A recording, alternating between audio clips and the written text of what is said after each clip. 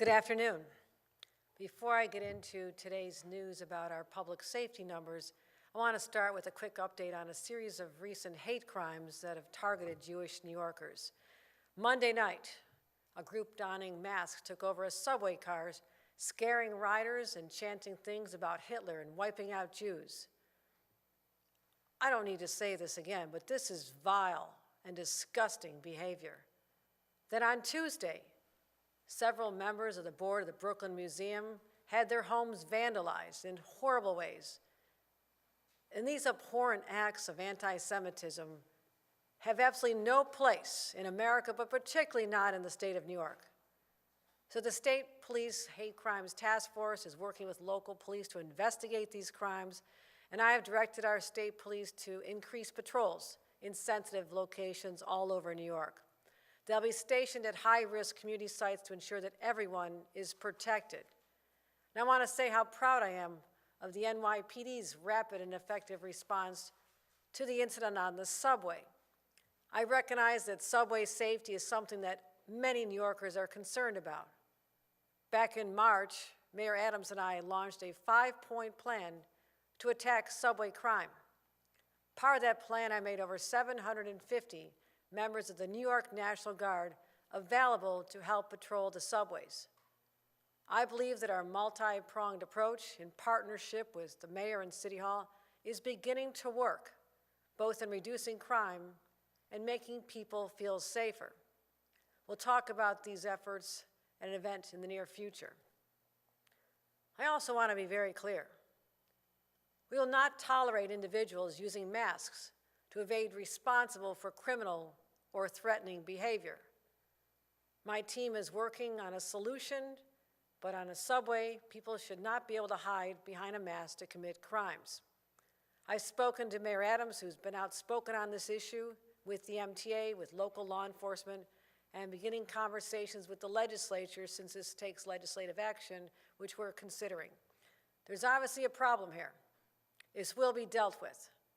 And there's legitimate reasons why people wear face coverings, mask coverings, head coverings, from COVID or the flu, religious reasons, delivery drivers protecting themselves from the elements, and individuals involved in our festivities, our Caribbean events, our many events, Halloween. I assure everyone, we understand how complex this issue is, and we're just listening to people and addressing their needs and taking them very seriously. So we'll be reporting more on that in the near future as well. So, I want to transition to our main focus of the day. As I've said from the beginning, public safety, job number one. Drive down the crime statistics, which were frightening when I first became governor and only escalated a short time afterward until we took real action. So I'm going to continue giving New Yorkers updates on our progress. New York State Police Superintendent Stephen James and I are here to update New Yorkers on our efforts First of all, to combat gun violence, both the progress we've made and also what we're doing to make that work. We're focused on upstate New York right now because we've partnered with more than 24 police agencies to drive down gun crime, which is now approaching 50-year lows. It's our top priority. It's the fundamental function of government, keeping people safe. Our other work is to improve quality of life and affordability of New Yorkers. But first of all, everything depends on people feeling safe and being safe. All of our other accomplishments are built on that foundation. And when I first came into office back in 2021, there were loud and misguided calls to defund the police, even as gun crimes were surging in the wake of the pandemic. We had to do something about it.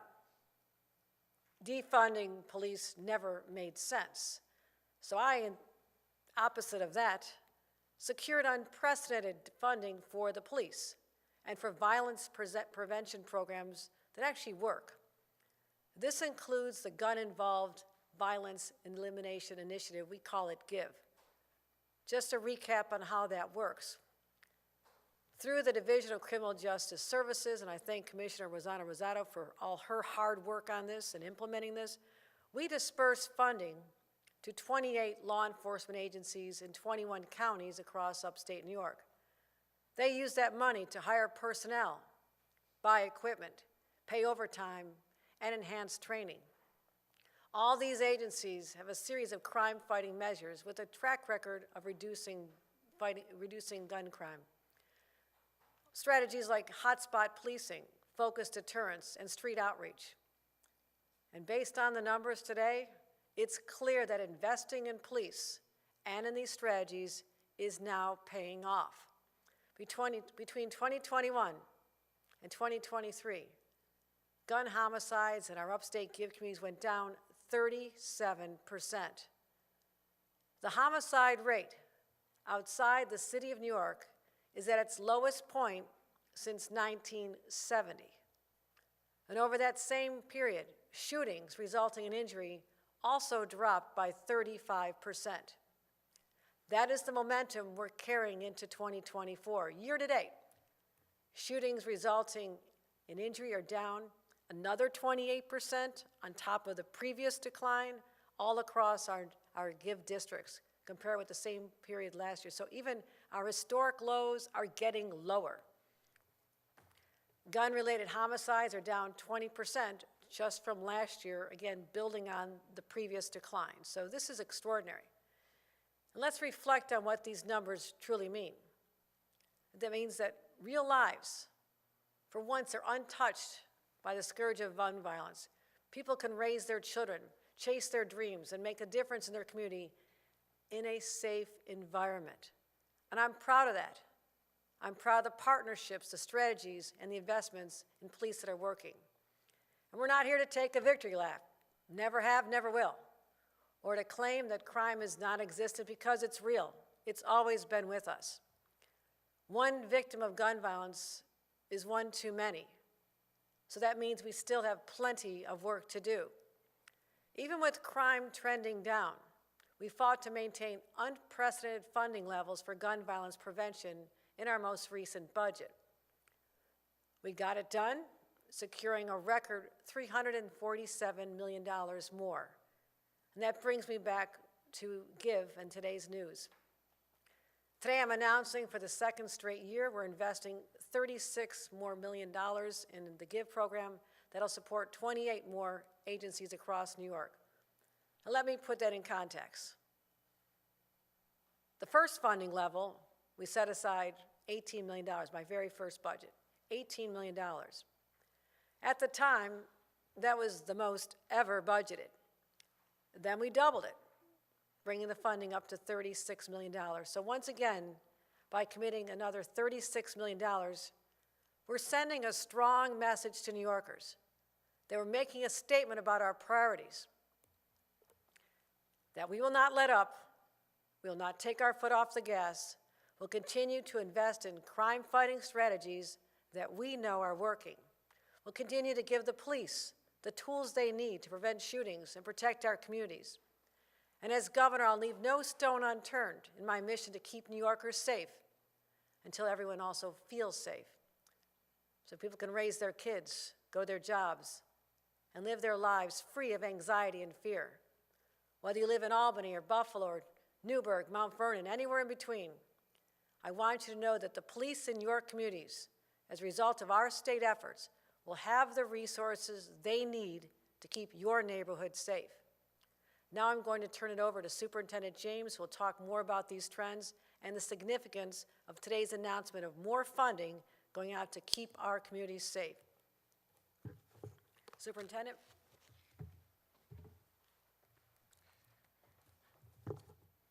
Good afternoon. Thank you, Governor. Thank you for your continued support of the New York State Police and all of our local law enforcement partners. Certainly the additional resources that have been provided, they're making a difference in our effort to fight crime every day. I want to be clear, however. While we are encouraged by the progress in reducing gun violence, we are nowhere close to being done. We have seized 937 guns through the first 5 months of this year, putting us on track to far exceed last year's numbers. And we are not doing this alone. Over the years, law enforcement has learned that we are much more effective when we work together with our local law enforcement partners. Without a doubt, our collaboration today, it is better than it's ever been. And I've been around for a long time in law enforcement. And that's reflected in the work that we are doing. And that is based upon several fronts. We've created interstate task forces on illegal guns to collaborate with law enforcement agencies in neighboring states, along with federal officials and the New York Police Department, sharing tactics and strategies on preventing gun trafficking across state lines. We formed community stabilization units to help upstate communities certainly tamp down the hot spots of crime. And that's through intelligence gathering and certainly with targeted tactics. We've learned that our existing partnerships on the federal and the state task forces have reaped benefits. And as we participate in upstate communities through our GIVE initiative, we'll continue to work collaboratively and provide our strategies. We continue to use the strength of the red flag laws as well to ultimately remove the guns from the people who pose a danger to themselves and pose a danger to others. So far this year, we've filed 853 extreme risk protection orders, ERPOs, essentially resulting in a removal of 1,480 guns, once again, ahead of last year's pace. So in closing, I simply want to emphasize that getting illegal guns off the streets and preventing the deadly crime that accompany them, it remains the top priority of the New York State Police, and certainly as we fulfill one of the mandates and missions as presented to us by the governor. Thank you. Thank you, Superintendent. Any questions?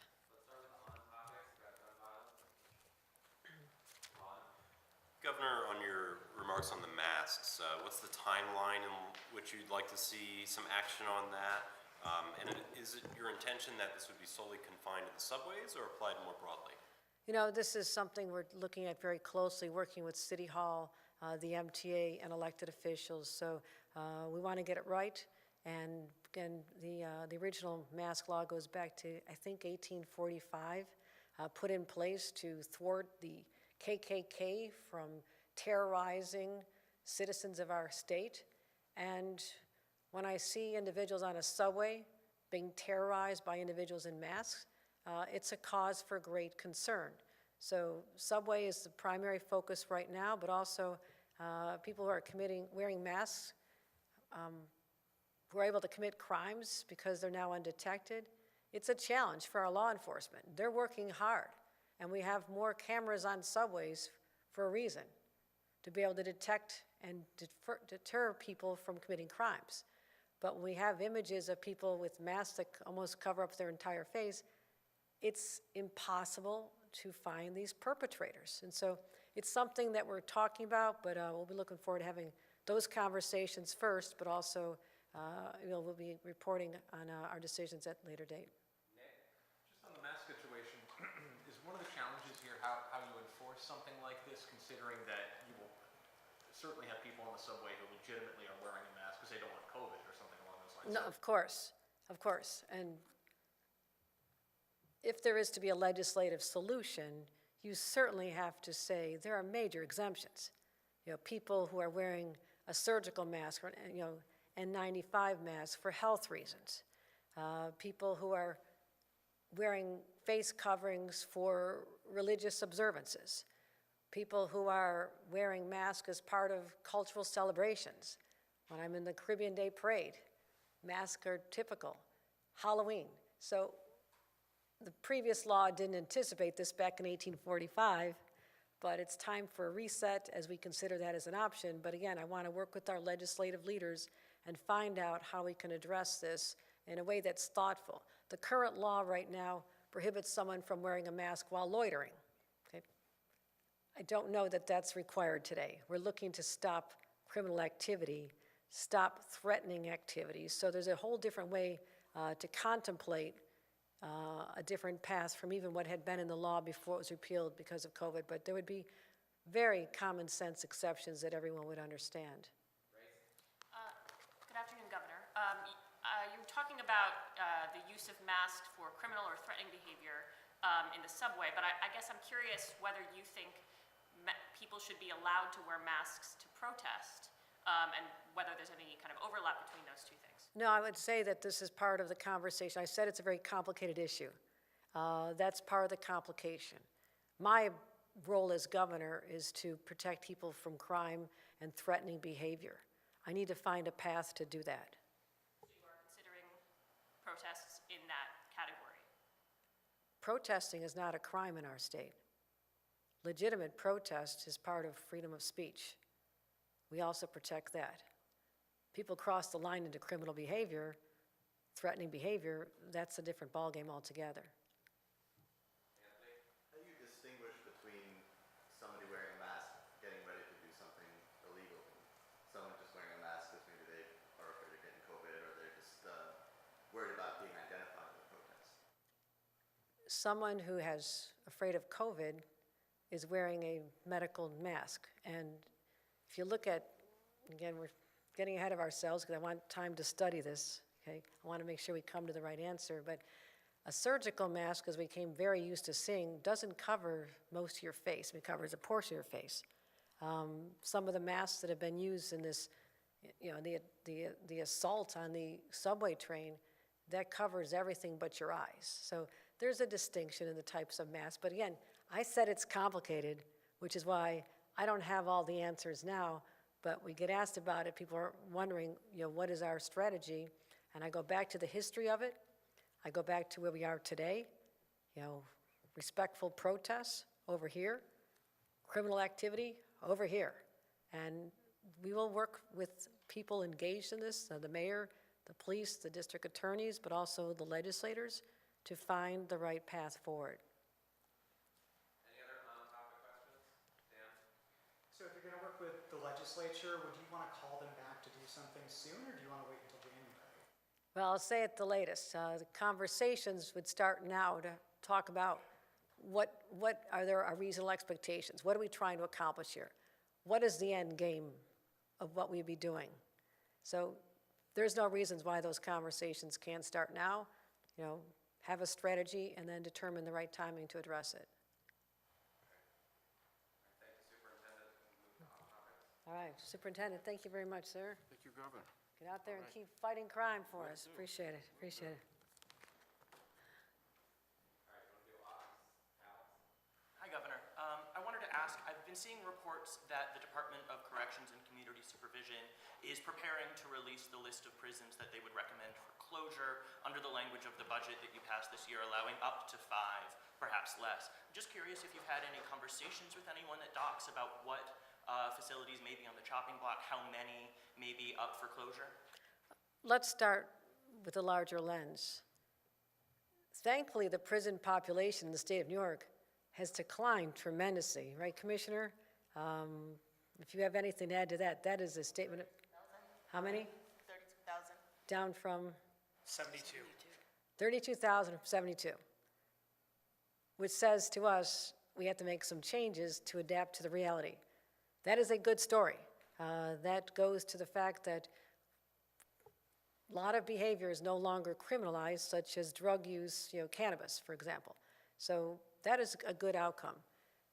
To maintain the same prison system that was in place with those higher numbers is not logical. So my concern is also the people that are employed at the prisons. Every one of them gets the right of first refusal at another facility. We have other facilities that have shortages of workers.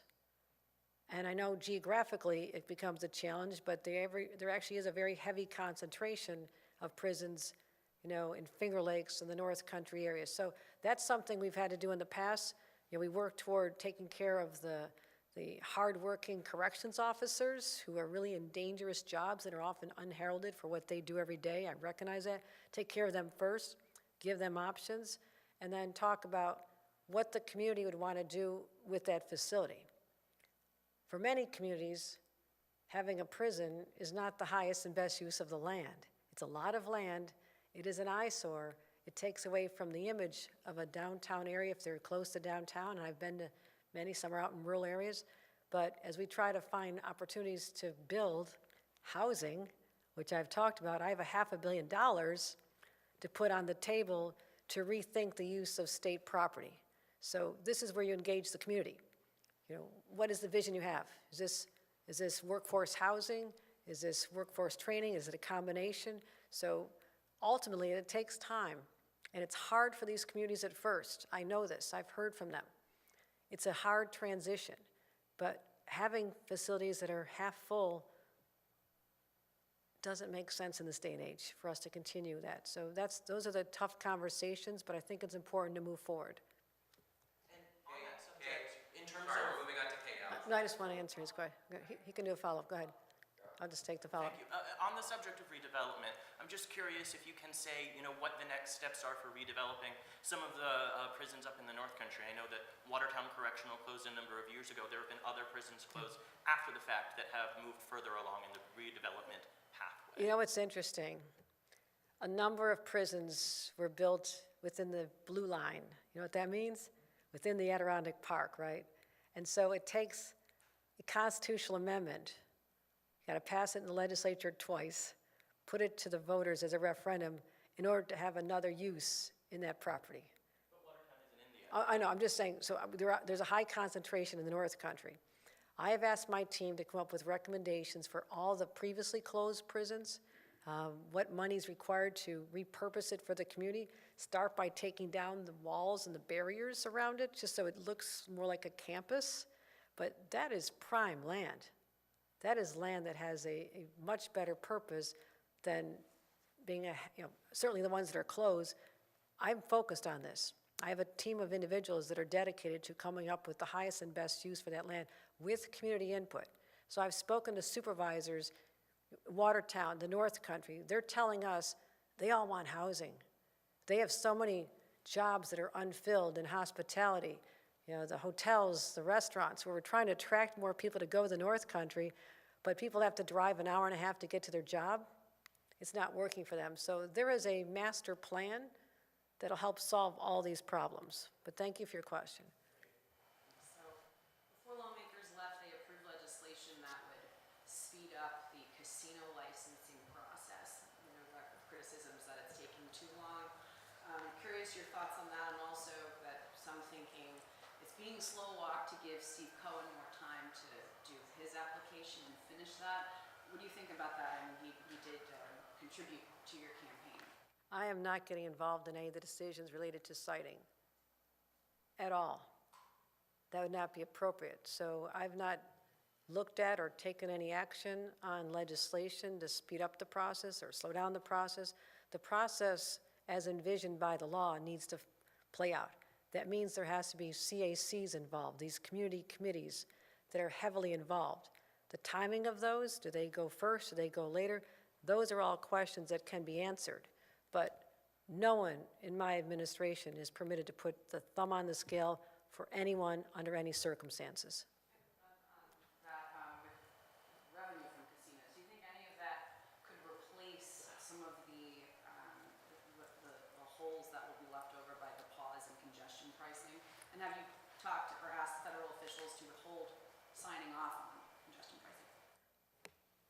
we've been in communication with the federal government.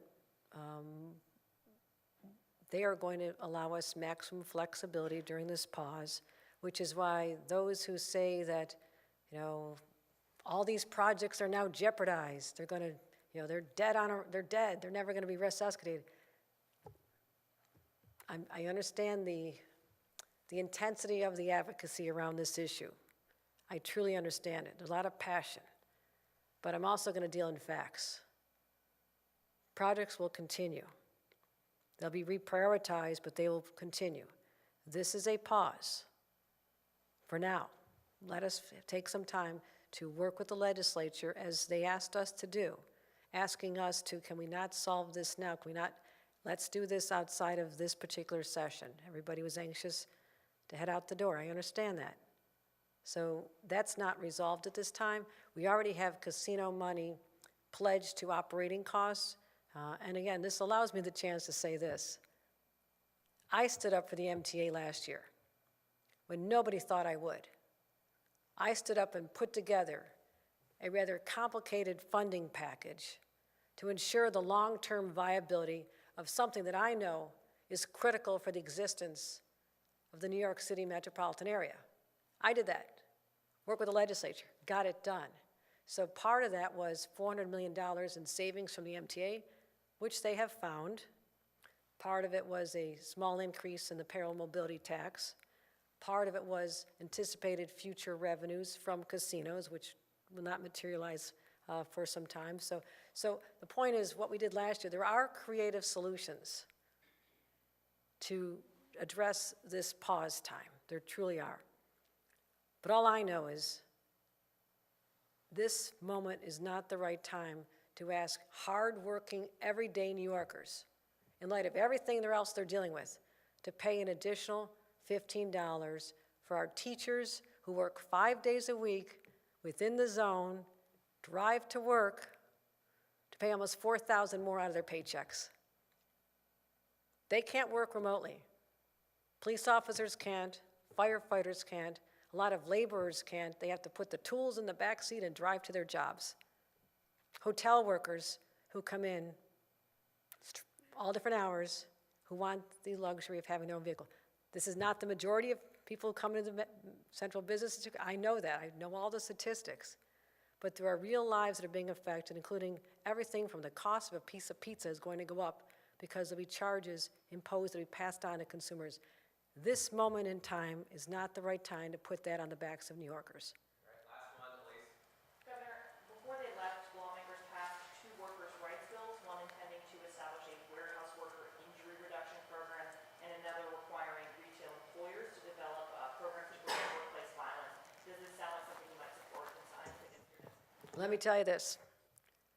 Thankfully, the legislature left with only 805 bills this year as opposed to over 1,000 the last 2 years. So good news for us and my team as we start to go through every single word, every single comma to make sure that the legislation is correct. So allow me the time to get together with my teams, and we'll be doing this intensely starting now. And we have some bill signings coming up very soon that we'll be talking about. So let me see the priority of that order, but we have a lot of work to do. This is sort of the off season for some, it's the on season for us. As we work together on our next state of the state, as we work together on looking at the legislation through one lens, what's in the best interest of all New Yorkers. All right, thanks everybody, appreciate your time.